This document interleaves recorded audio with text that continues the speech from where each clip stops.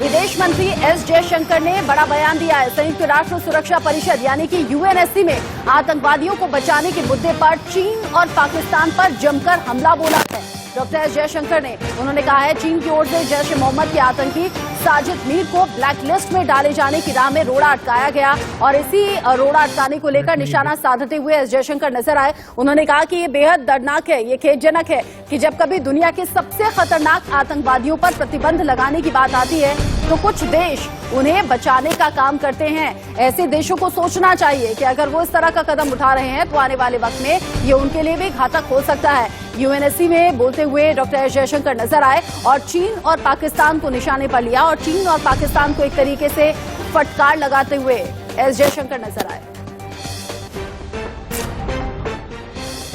Politics should never ever provide cover to evade accountability, nor indeed to facilitate impunity. Regrettably, we have seen this of late in this very chamber when it comes to sanctioning of some of the world's most dreaded terrorists. If egregious attacks committed in broad daylight doctor S Jaishankar जो कि चीन और पाकिस्तान को सीधा संदेश भी देते हुए नजर आए। यूएनएससी में उन्होंने बताया कि जो बड़े और खूंखार आतंकवादी हैं उन्हें बचाने का काम आखिर क्यों किया जाता है। खूंखार आतंकवादियों को बचाने की जो कोशिश है उस पर रोक लगनी चाहिए, उसे रोकना चाहिए और ऐसे आतंकवादियों को ब्लैक लिस्टेड करने में आखिर क्यों अड़ंगा बार बार डाला जाता है। हमारे साथ कर्नल रिटायर्ड शिवदान सिंह जुड़ गए हैं डिफेंस एक्सपर्ट के तौर पर। सर, जिस तरीके से भारत अपना स्टैंड बार बार और लगातार कायम करता रहा है, डॉक्टर एस जयशंकर ने एक बार फिर से दोहराया, लेकिन क्या ये सीट चीन और पाकिस्तान को काम आएगी? क्या थोड़ा सा बदलाव हो सकता है इन दोनों देशों के रुख में? देखिए, ऐसा है कि चीन एक महाशक्ति के रूप में उसके पास वीटो की पावर है यूएनओ में,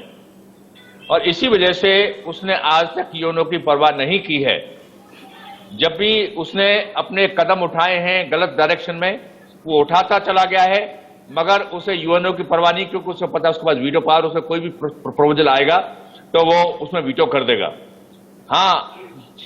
अपने विदेश मंत्री ने एक स्ट्रांग संदेश दिया है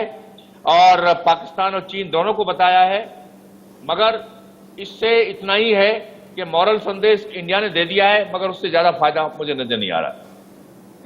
आप कह रहे हैं कि चीन एक महाशक्ति के तौर पर खुद को देखता भी है और जाहिर तौर पर कई ऐसे एग्जाम्पल्स हैं जिसमें चीन बड़ा साबित होता है, लेकिन पाकिस्तान जो कि पूरी तरह से चीन पर आश्रित है, क्या ये सांठगांठ पहले से तय होती है? क्योंकि एक बार नहीं, दो बार नहीं, ये कई बार हुआ है जब खूंखार आतंकवादियों या फिर आतंकवाद को जड़ से खात्मे के लिए भारत या फिर बाकी दुनिया के जाने माने शक्तिशाली देश आगे बढ़ते हैं, कदम से कदम मिलाते हैं, लेकिन फिर इन देशों के जरिए अगर अड़ंगा डाला जाता है तो क्या दुनिया के कुछ ताकतवर देश साथ में आकर कोई बड़ा एक्शन ले सकते हैं या बड़ा संदेश दे सकते हैं क्या? देखिए, इस वक्त विश्व की महाशक्तियों को चाहिए कि इस आतंकवाद नाम के जो पूरे विश्व को जो परेशान कर रहा है, जो ये जो न्यूसेंस है और जो प्रजातंत्र के रास्ते में आ रहे हैं आतंकवादी, उसको खत्म करने के लिए सारी महाशक्तियों को एक होना चाहिए और इसके लिए चीन की भर्त्सना करनी चाहिए कि वो पाकिस्तान में बेस्ड आतंकवादियों को यूएनओ से ब्लैक लिस्ट होने में रोक रहा है और उसने पाकिस्तान के कई आतंकवादियों को ब्लैक लिस्ट होने से रोका है और यूएनओ की जो एक्शंस हैं पाकिस्तान के खिलाफ उन्हें भी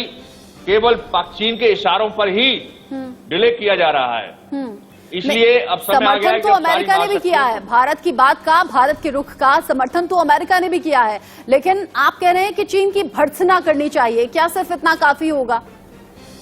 देखिए, ऐसा है कि जब महाशक्तियां जैसे अमेरिका है और दूसरी शक्ति फ्रांस है, जापान है, जर्मनी है, ये सब मिलकर के, ऑस्ट्रेलिया है, ये सब मिलकर के चाइना को डिस्कार्ड करेंगे तो उससे चाइना का उसका इकोनॉमिक उसको संदेश भी मिलेगा कि उसकी इकोनॉमी वर्ल्ड ट्रेड पर डिपेंड है, इन कंट्री से उसके बड़े वर्ल्ड ट्रेड के कनेक्शन से। उसको पता है कि यदि वो उनकी बात नहीं सुनेगा तो उसका ट्रेड पर भी इफेक्ट पड़ेगा। तो इस प्रकार से यदि ये सब शक्तियां दिल से चाहेंगी, अच्छी तरह सख्त संदेश देंगी, तो चीन जरूर सुनेगा। आप कह रहे हैं कि दुनिया के शक्तिशाली देशों को साथ में आना चाहिए और फिर चीन को सबक सिखाना चाहिए, संदेश देना चाहिए, क्योंकि चीन हम जानते हैं कि अपनी चालबाजियों के लिए तो जाना ही जाता है, लेकिन अपने व्यापार को अगर जरा भी कटौती होती है या घाटा होता है तो उससे भी बौखला जाता है, बेचैन हो जाता है। ये एक संदेश शक्तिशाली देशों के जरिए दिया जाना चाहिए कि अगर आप इस तरीके का स्टैंड रखते हैं आतंकवादियों को लेकर, आतंकवाद पर, तो फिर आगे खमियाजा आपको उठाना पड़ेगा आर्थिक तौर पर। शुक्रिया कर्नल शिवदान हमारे साथ जुड़ने के लिए, इस चर्चा में शामिल रहने के लिए।